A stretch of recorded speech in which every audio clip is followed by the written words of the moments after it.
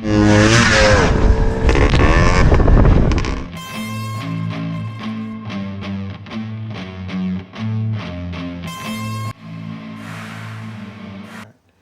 right, what's going on, guys? So exciting night here. I'm actually continuation of my of the rally trip. Long story, but I just picked up my truck, which has been at a repair shop for 3 weeks, and Rusty was kind enough to bring my Odyssey, which is over in this other room over here, back, and it's been here at his shop.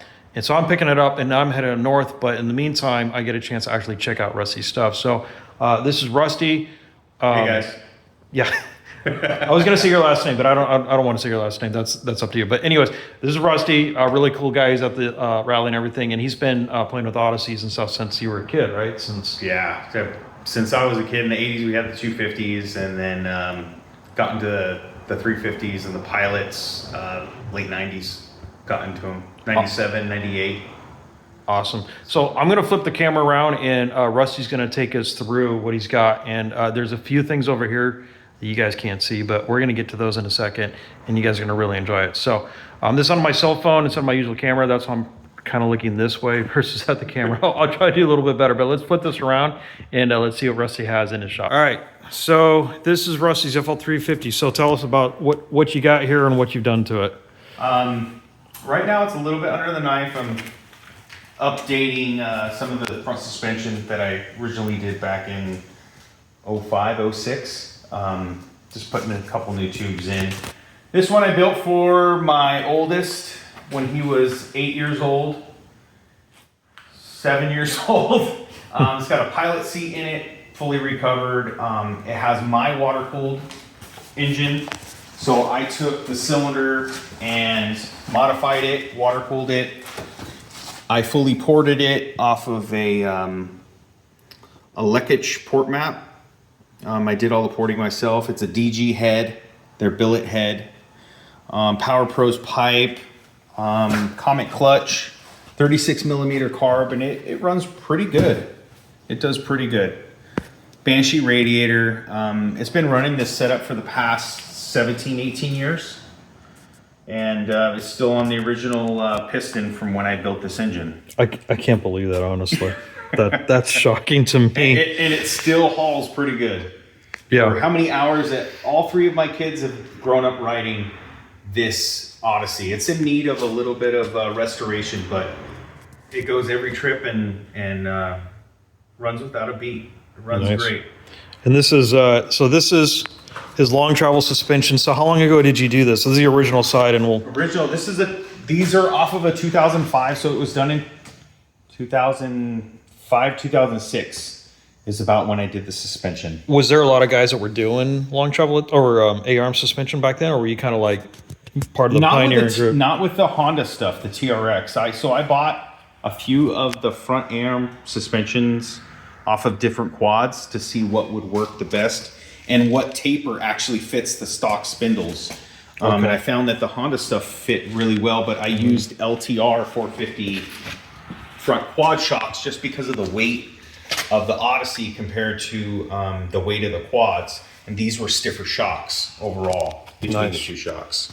And then, so I guess the changes, you took me over briefly, but yeah, so what I'm doing is originally I used flat plate like you could see on the other side, and that was basically a prototype back when I was learning what to do. So I've done 5 cars since I've done this one, and what I did on those is I used an 1.25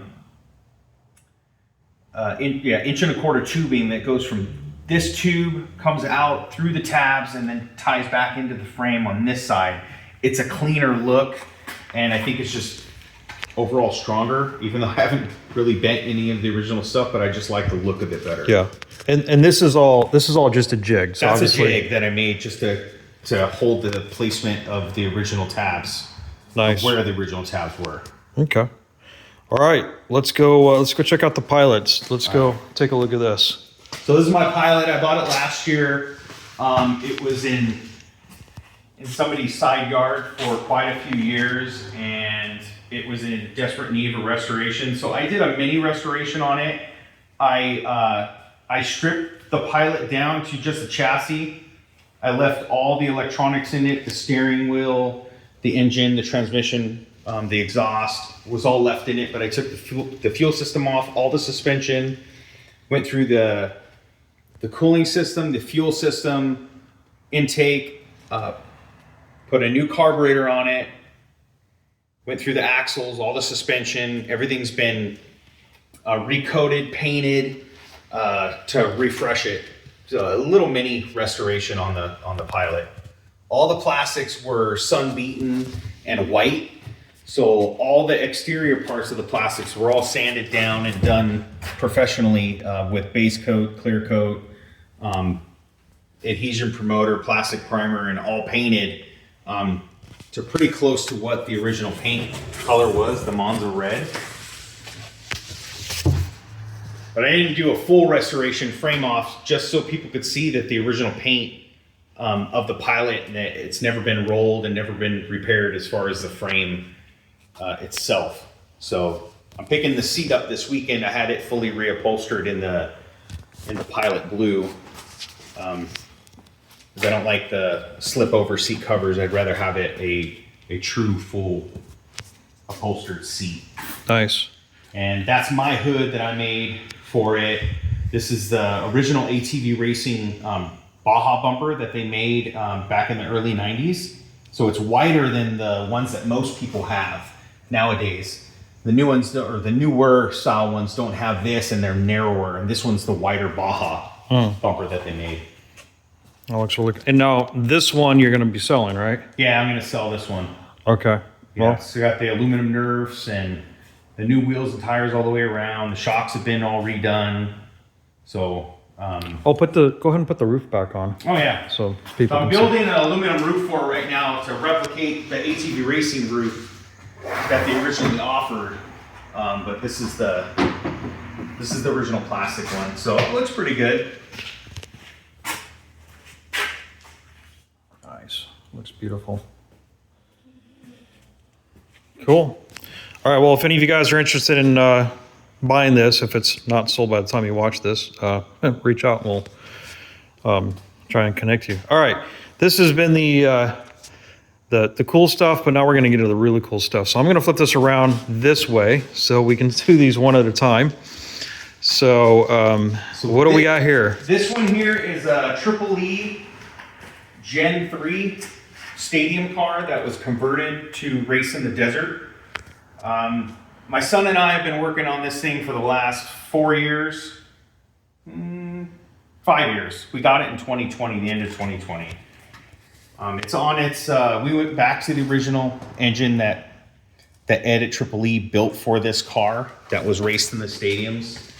We took the other one out because it wasn't original to the car. And it has a really cool engraving on the head where Ed put Triple E, Mr. Ed. So it's really, really awesome. My son loved that. So I reconfigured this back closer to how it was done when it raced in the Stadium Series with the open air filter and the number plate on it. I took the original Desert airbox out and I cut the bars out and made them removable. And we put a Honda Pilot radiator in there, just reconfiguring some of the stuff just to make it easier to work on and work much better. But this thing does pretty good now. We got it dialed in, and now now that we have the mechanics all worked out in this car, now it's gonna get a full restoration over the summer this year. And whose car was this originally? We don't know who the original owner was of this car, but the ones that raced it in the desert was, so this is a twin car to one that Bob Pettit has. He has a white car. So it was a set of twins that raced this one and Bob's car in the desert back in the early 90s. And it's Stephen and Michael Peace were the original owners that raced these in the desert, not in the Stadium Series. So is that the white one that was at the rally? Yeah. It's identical to this, other than that one has a snowmobile engine swap. Oh, okay. This one still has its original running gear, other than the RPM transmission we put in it. Yeah. We took the original Triple E Well, wait, didn't we figure out who drove the white one? Someone posted back to the Dirt Wheels magazine, and Yeah, that was, I believe that was Michael Peace was the one that raced that one in the desert. Okay. That's how we connected with him and his brother. okay, The twins raced this car and that car, but this one is still very close to how they raced it back in the early 90s. wow, nice. All right, and moving on over here to number 2. What is this thing? So this is my personal car. It's a Gen 4 Briggs built.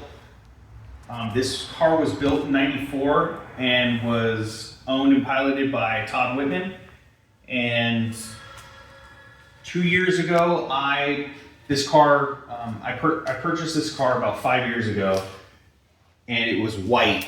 And I put the car back to its original livery, color scheme, and livery how Todd raced it in the Pace Motorsports Stadium Championship Series. And I talked to him and asked if it would be all right if I ran his colors and put the car back to what it was, and I got his blessing. So it's torn down right now. I took the engine out of it because I was having a starter issue.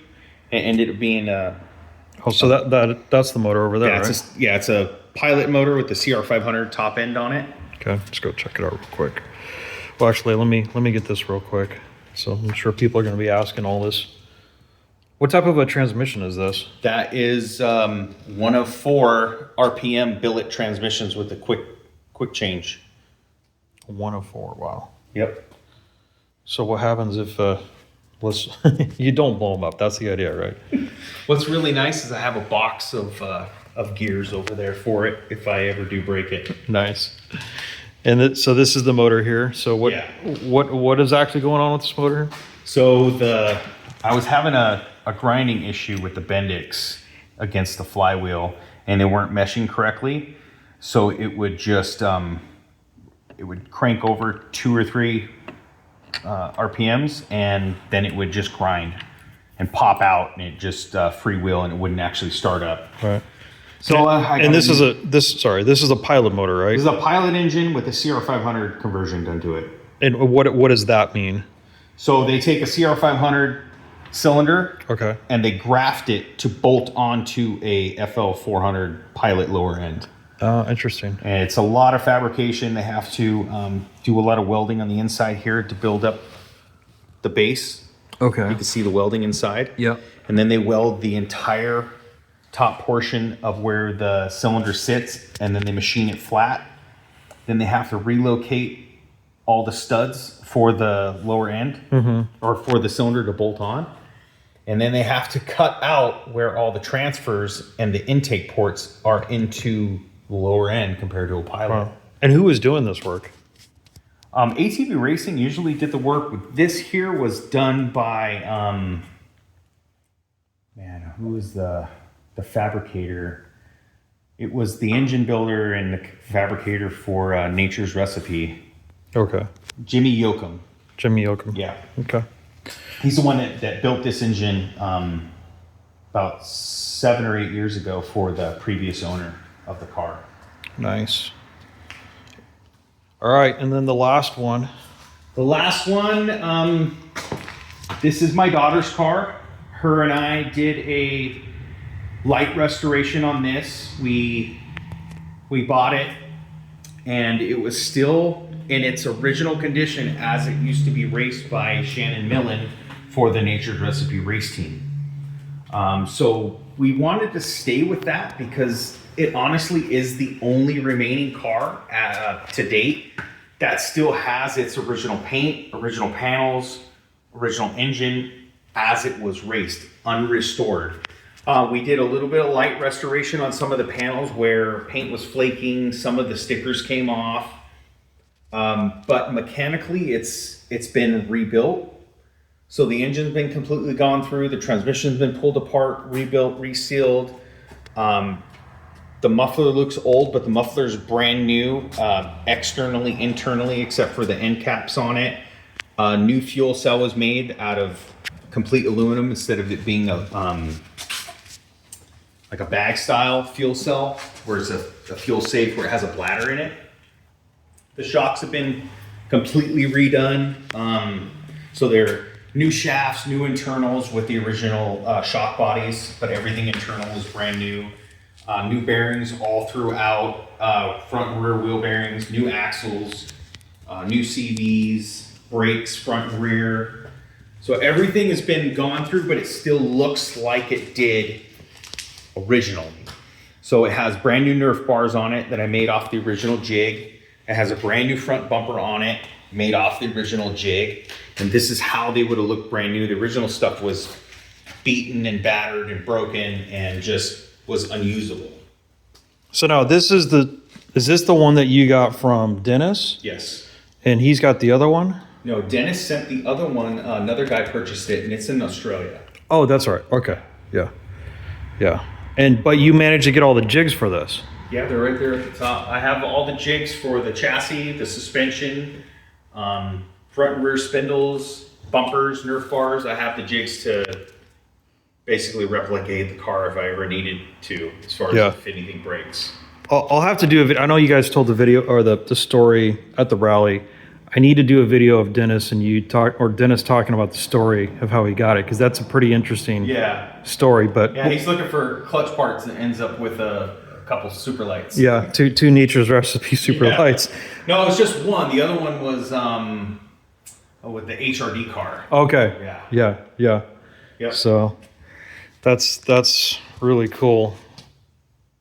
It's so sick. So this one's turnkey. It's ready to go. This is the only one that's under the knife is mine. Now, does your daughter ride this on a regular basis? Well, she's ridden it a few times and it scares her. Out of all these cars, this one actually pulls the hardest when you get on the gas, even more than my 500. And it just scared her coming from riding the Odyssey to this. She's very intimidated by it, but she said she's willing to keep practicing and riding it and keeping it.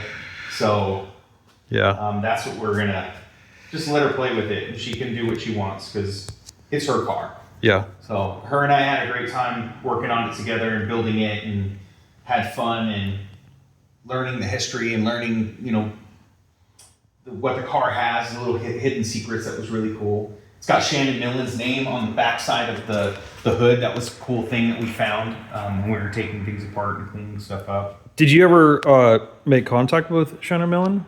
I did not.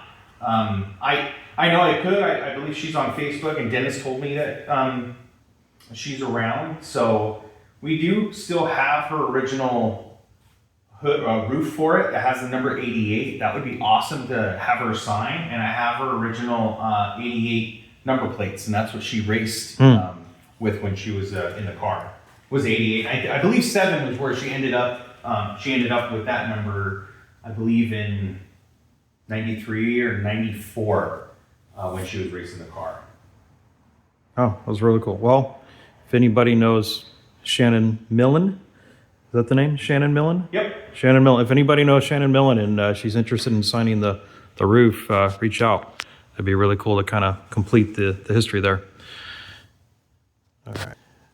All right, guys. So that was the shop and everything. Rusty, I want to thank you for taking the time to show all that stuff off. We'll just do a little pan around. Oh, you're welcome, man. Anytime. So cool. And I got Rusty's been a great contact. I met him last year at last year's rally. And then because my truck broke down, I got to spend several hours with him driving from LA to Utah for the rally this year. And just a great all around good guy.